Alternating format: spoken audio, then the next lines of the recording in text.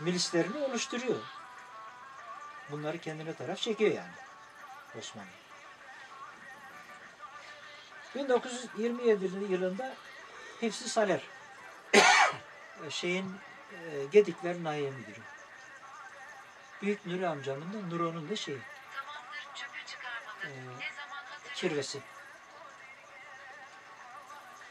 Nuro'nun kirvesi diyor ki ben görüşmüşüm diyor. Valiyle görüşmüşüm. Seni teslim edeceğim. Devlet ve Koçhisar arasındaki bu çatışmaya, bu soğukluğa son vereceğim.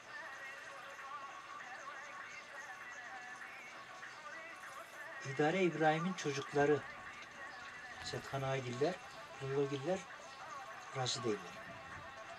Güvenmediler.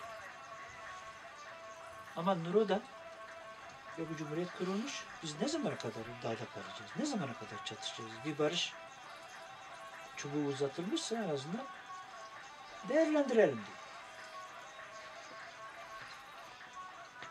Alıp gidiyor, teslim oluyor. Çemişgezek'te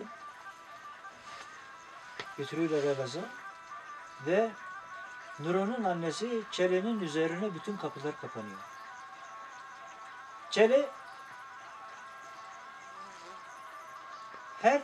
her kapıyı çalıyor. O oğlum asılmasın, oğluma bir şey olmasın diye Elazığ'da çalmadık kapı bırakmıyor. En son valinin kapısına gidiyor. Bir bakıyor ki vali sağır, duvar duymuyor. Ne diyorsa yalvarıyor. Ne diyorsa olmuyor. Çıkışta diyor ki sanki Hemed Ağa'yla bir günde yatmadım ya diyor.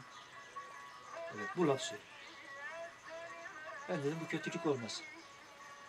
O ki sen beni kırmışsın diyor. Sanki diyor Hemed Ağa'yla bir gece de yatmamışım. Verdim Nuru'yu diyor. Neyse. Doğru düz mahkemede olmadan Nuru asılıyor tabii. 27 kişi asılıyor. Nuru ve akrabaları içerisinde 7-8 kişinin ayrı bir asılma hikayeleri var. O 27 kişinin içinde Şeyh Said'den kalma tutuklar falan var. Onlar da asılıyor. Ama Nuru'nun mezarı da yeri de belli değil. Neyse. Kopu dağda. Nuru asılmış. 1926 yılında 27, 28, 29 yılına kadar gariban kesim, yaşlılar, fazla göze batmayanlar mağaralarda, kenar köylerde hayata tutunuyorlar. Üretiyorlar, yaşamlarını devam ettiriyorlar.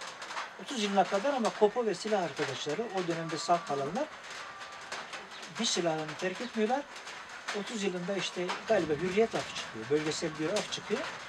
Ondan sonra bunlar serbest oluyorlar.